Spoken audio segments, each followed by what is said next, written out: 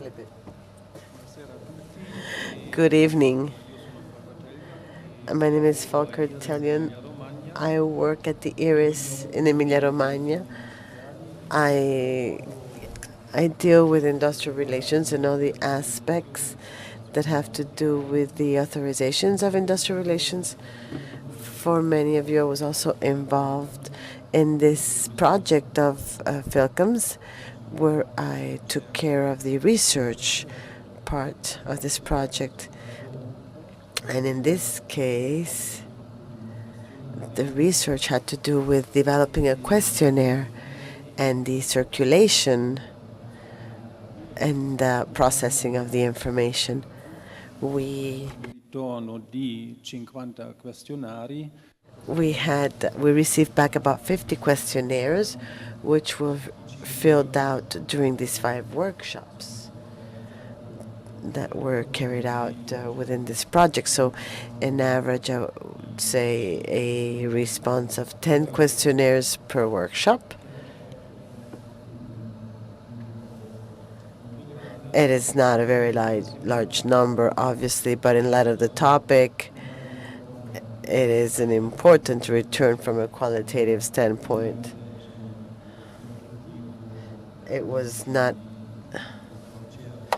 even the objective of this research, keeping in mind that we diffused this questionnaire, we distributed this questionnaire only into delegates working in groups characterized by sectorial activities. So in many possible cases, the number was reduced.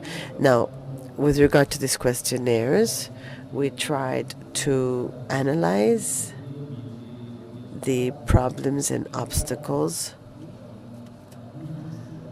connected to multisectorial aspect, both with respect to the constitution of EWCs, so as far with regard to the possibility of constituting a special negotiation body, or the optional phase of a EWC.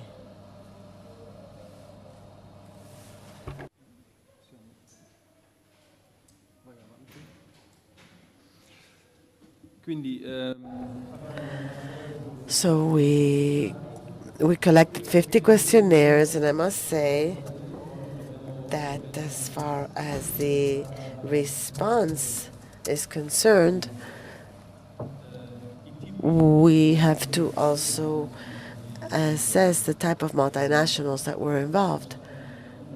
On the one hand, there were groups in which the EWC still had to be created, and on the other hand, these EWCs already existed. We had to distinguish among European EWCs, because in some cases this agreement had to be renewed, and other cases where there was a need for a renewal, for a new constitutive agreement because of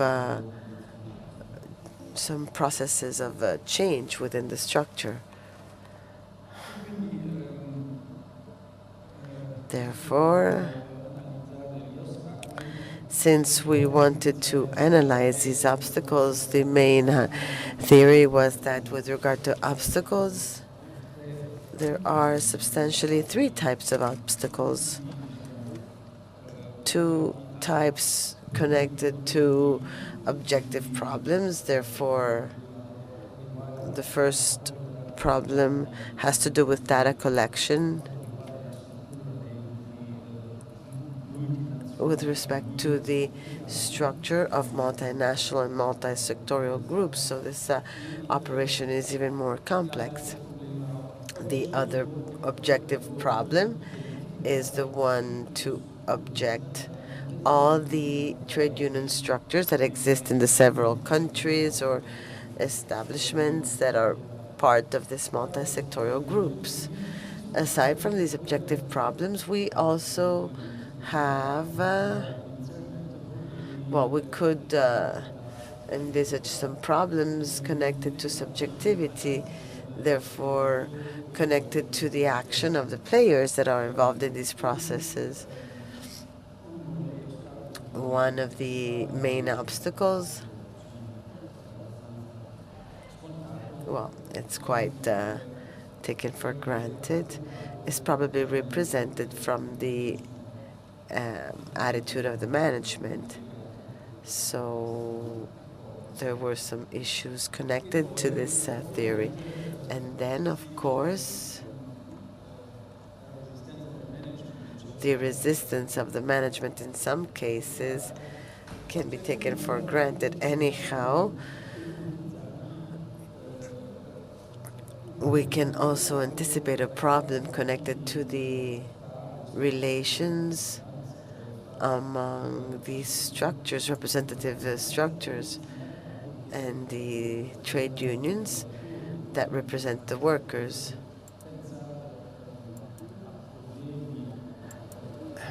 Here we have to think of issues among the different category trade unions. Since we're talking about multisectorialism, we could think of problems related to among different trade unions belonging to different confederations. We could also think of problems among representative structures at a company level and also trade unions, and we can think of possible problems and tensions among the different levels, European level, national level, and local. Le domande nel questionario era. So the questions in this questionnaire especially reflected these possible problems. Vediamo in quanto sono. Now let's see if these theories were confirmed. With respect to the response, the return of the questionnaires, as I said, we collected them during the 5 workshops in the 5 countries, in Belgium, France, Turkey, and Spain, and Italy. As you can see, half of these questionnaires come from Italy, and the other half is distributed over the 4 countries. With respect to the function of those who filled out these questionnaires, we see that most of them are a part of the representative structures of the company. Now, with respect to the other 3 types of respondents, these are members of special delegations, special negotiation bodies, members of EWCs, and trade union members. The last 3 types represent approximately 1/3 of the respondents. So 1/3 with some experience at a European level. We must also say that there were 13 representatives who were previously a part of coordinating structures at a national level.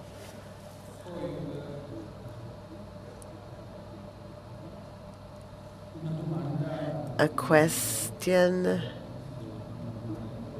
yes, an important question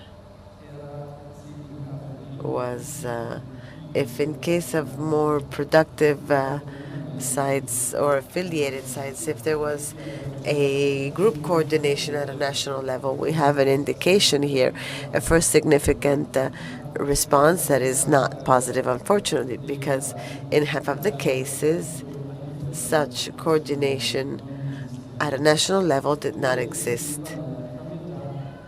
In the other half, wherever this existed, these were unitary coordinations in countries with trade union organizations. These were in all 5 countries, so this at least is a positive data.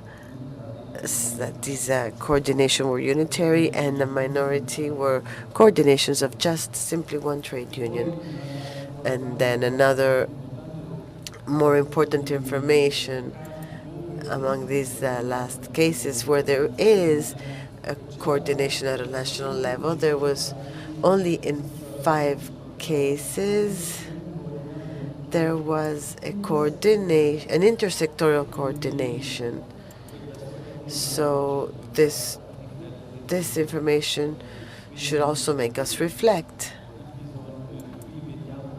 We see here a need to especially invest in this area regarding intersectorial coordination, covering the involvement of all the trade unions involved in the relations among these groups.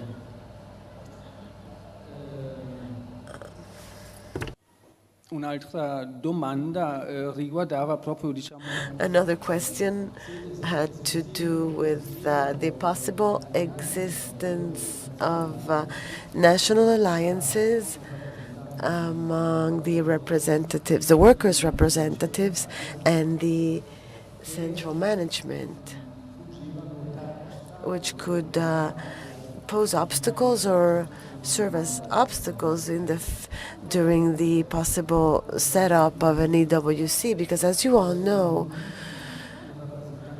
oftentimes not all the workers' representatives in the country where the headquarters are located may be interested in having an EWC because they can fear losing part of their control over the industrial relations. With respect to responses, we could say that in 2/3 of the cases, this was not the fact. So only in 1/3 we see some trends in this direction. Let us say that in 16% of the cases, we have an indifferent attitude from these national players. So no resistance, however, not a favorable attitude to the constitution of the EWC. But then in the other cases, we identified a resistance and opposition, and this is a quite interesting indication. It means that we still face this problem that there can be national alliances between management and workers' representatives who work at this constitution. In fact, I think there were 2 cases in which these alliances managed to avoid the constitution of an EWC. The following question had to do with the management's position, the management's attitude. And here we see, in 40% of the cases, management was favorable. In another 40%, the management was quite indifferent. invece In 21% of the cases, we could say that management was opposed and not cooperative or openly in opposition. So in 1/5 of the cases, the response was a hostile attitude from the central management in front of the constitution of an EWC. I don't think this is surprising at all. Let us proceed. vediamo da dove derivavano Let's see where the information came from.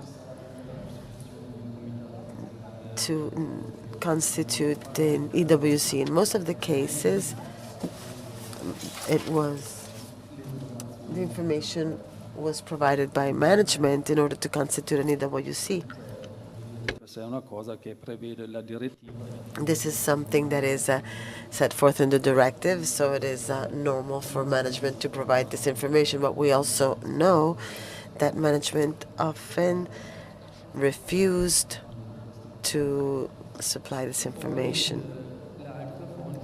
The other sources were the union structures in the country,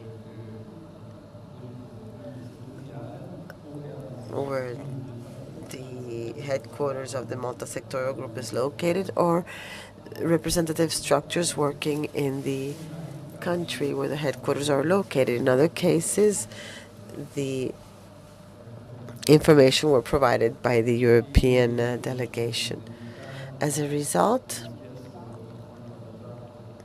we asked how much the negotiation process to constitute an EWC lasted, and we see that there were cases in which an EWC was constituted in the first 6 months, in other cases in the first 2 years, and in most of the cases they managed to constitute it only after 2 years. Sì, sì.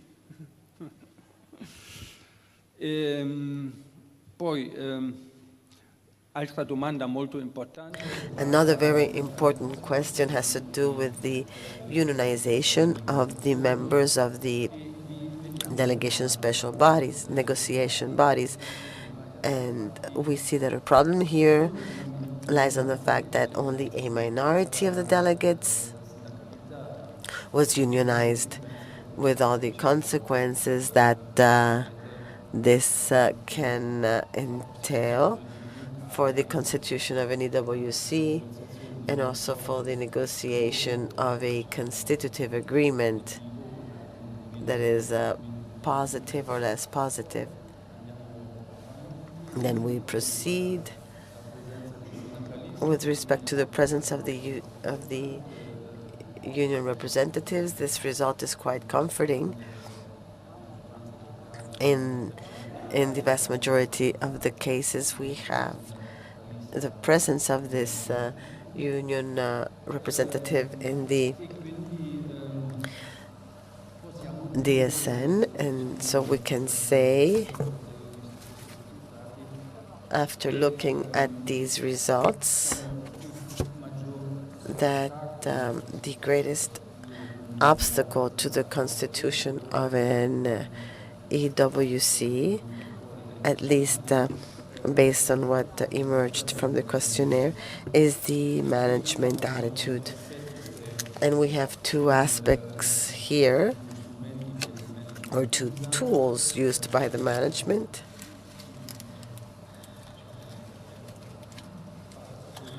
To create an opposition. And on the one hand,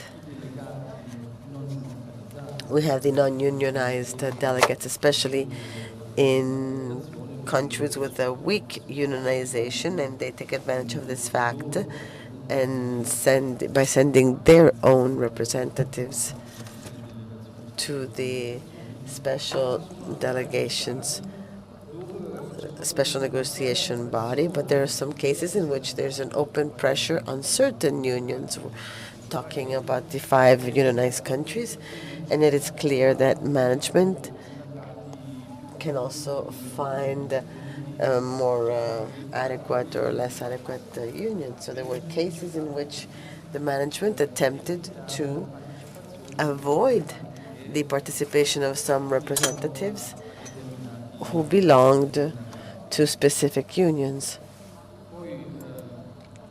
Then, as I was saying at the beginning, we also had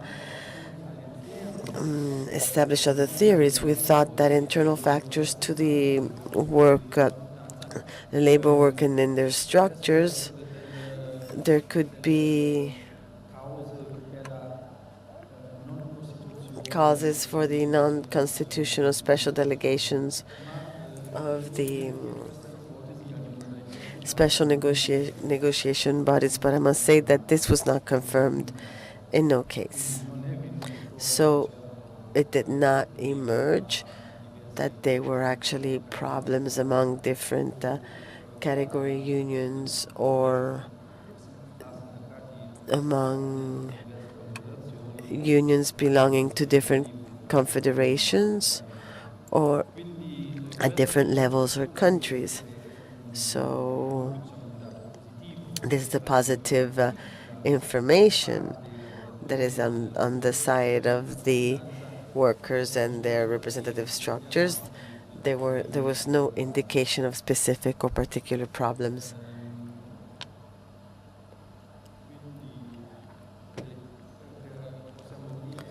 We can summarize that the true obstacle is represented by the management's attitude, and on the other hand, the complexity of the facility, of the structure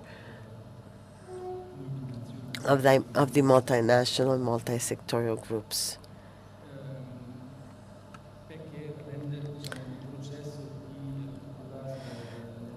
Why is it necessary to, which makes the process of getting necessary information even more difficult?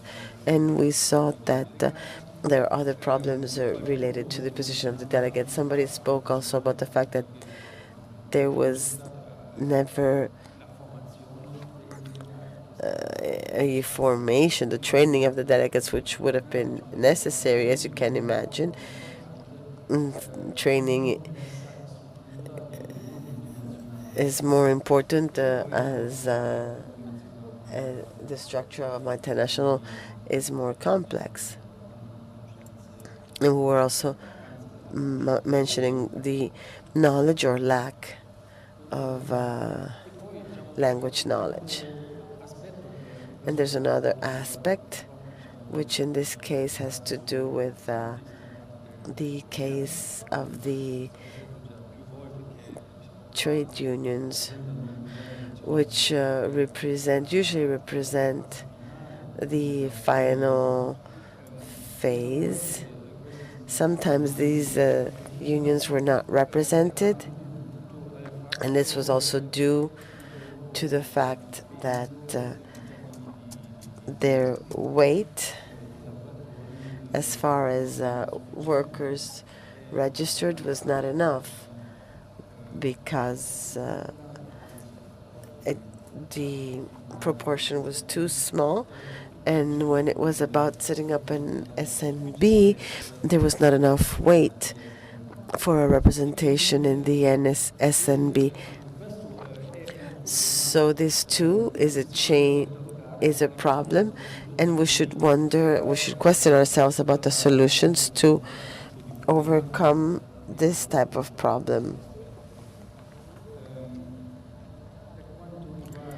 As with respect to the challenges, I would say that the main challenge is at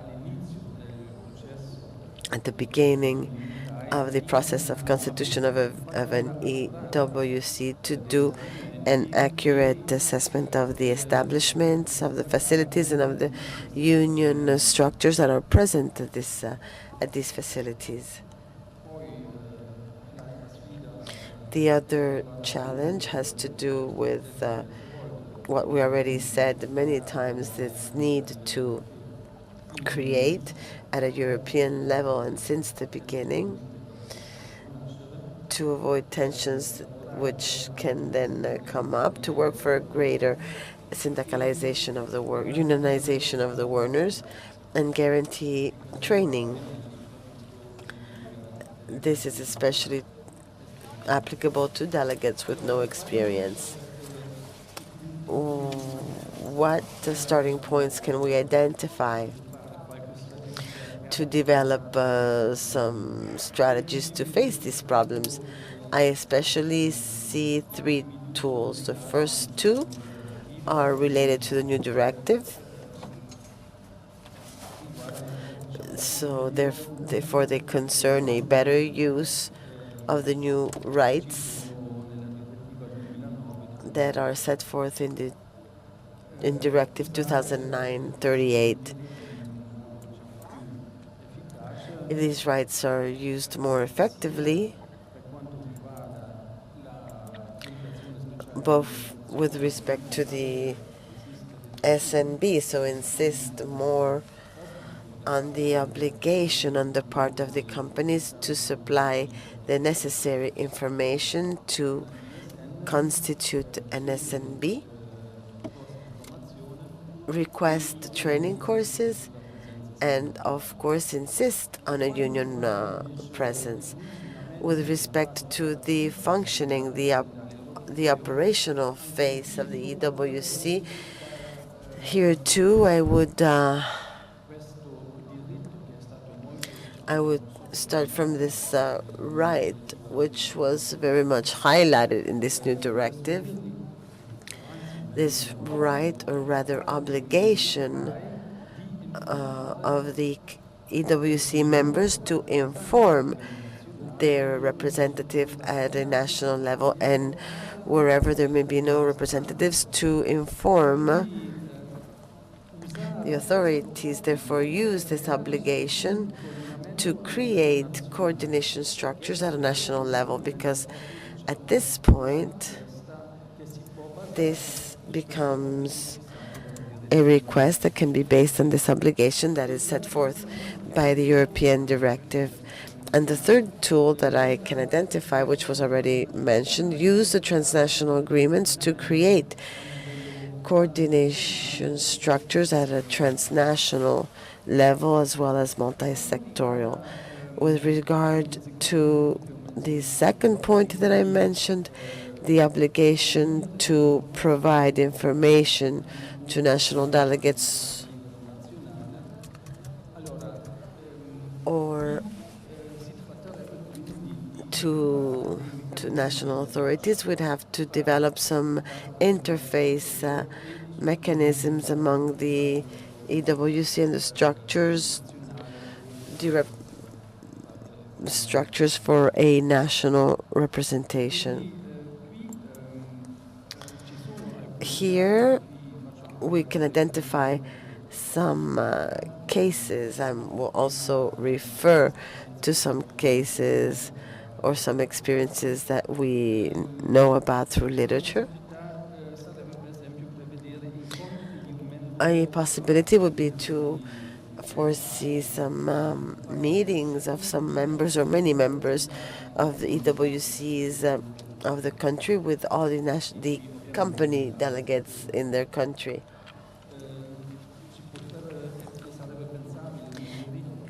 We could think of a right set in the constitutive agreement of an EWC, the right of an EWC delegate to visit the establishments that are located in his country.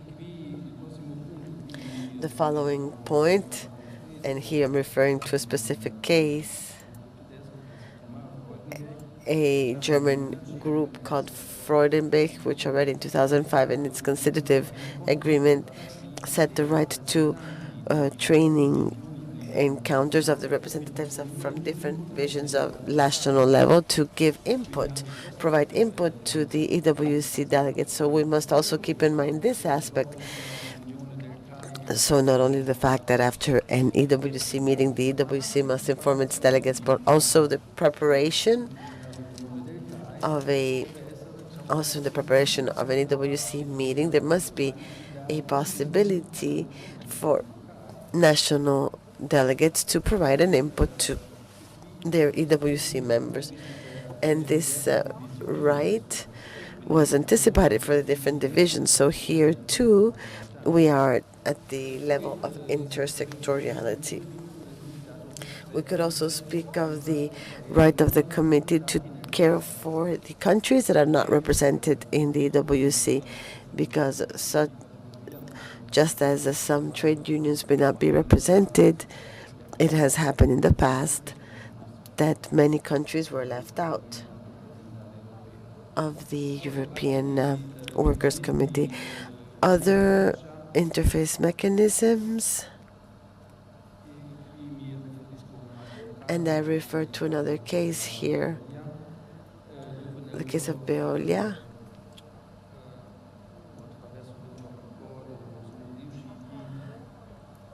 which through their agreements managed to introduce the possibility to constitute organizations of intersectoral organization at a national level. And this, we also have this experience in the case of Bosch.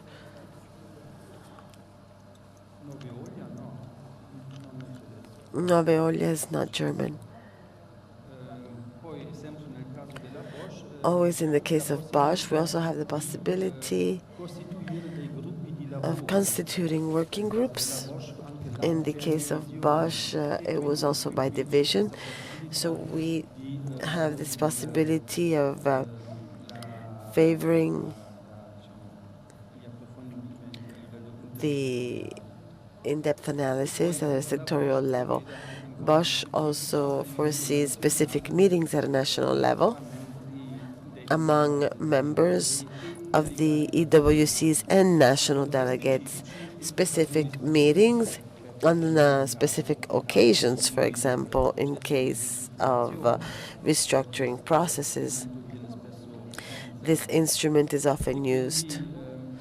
Therefore, there are different possibilities to create some coordination, national coordination structures, which can then compensate, although partially, a lack of presence in the EWC as it occurred specifically in the case of Bosch.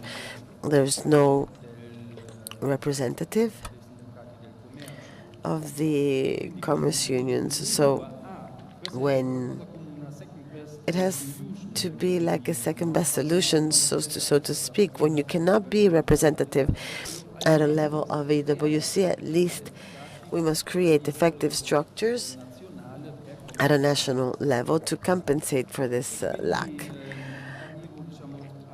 And therefore, I get to another tool on which we could work, that is the model agreements that are used by the European federations, because usually these agreements do not yet refer to specific problems of multisectorialism. So it could be an idea to keep in mind the problems that are connected in multisectorialism, even in the model agreements. Therefore, focus it on the mechanisms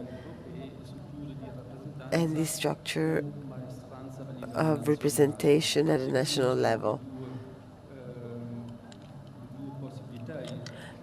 And here we have the two possibilities, or the two tools that we saw that can be applied in some cases. We can also add the right to an intersectorial coordination, which may be unitary at the national level, or a right to create working groups that are extended to national representatives. Okay. I was talking earlier about three tools. The third tool is represented by the transnational agreements. And here too, this is an instrument through which it may be possible to develop further possibilities to exchange at an intersectorial level, because the same negotiation of a global agreement presupposes a coordination, whether at the European or national level, because usually when you negotiate, you need a mandate. So the European federations have developed some models to constitute this coordination that favors the negotiation of transnational agreements. And then once these transnational agreements have been signed, we have the issue about implementation and therefore also of monitoring. So also in monitoring groups, this intersectorial aspect can be captured. At the transnational level,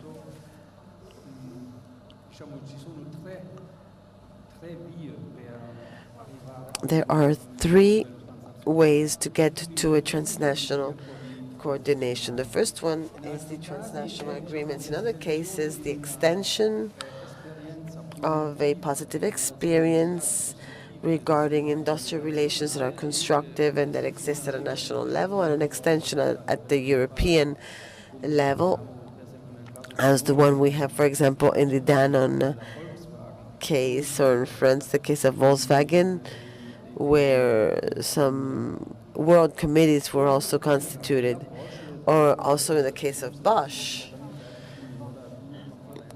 two conferences were global conferences were organized to this date, to whom all participated. The third way to get to a transnational coordination is represented by the conflicts at the transnational level. And we have the case of HP, where you may find a non-constructive attitude of the management, leading to industrial and Global Union created a coordination at a European level. So in the past as well, we had similar experiences in the case of General Motors Europe, where the restructuring processes and the non-constructive attitude of management led to the creation of a transnational alliance. We can also say that,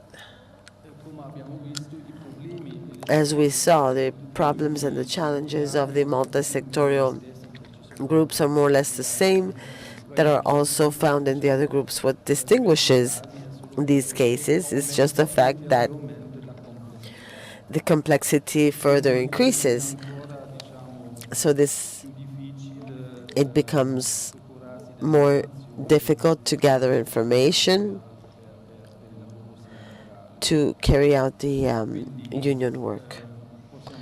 So we can conclude, as we said, it'd be important to better use the already existing rights, creating union alliances at a European level, create communication channels to diffuse information.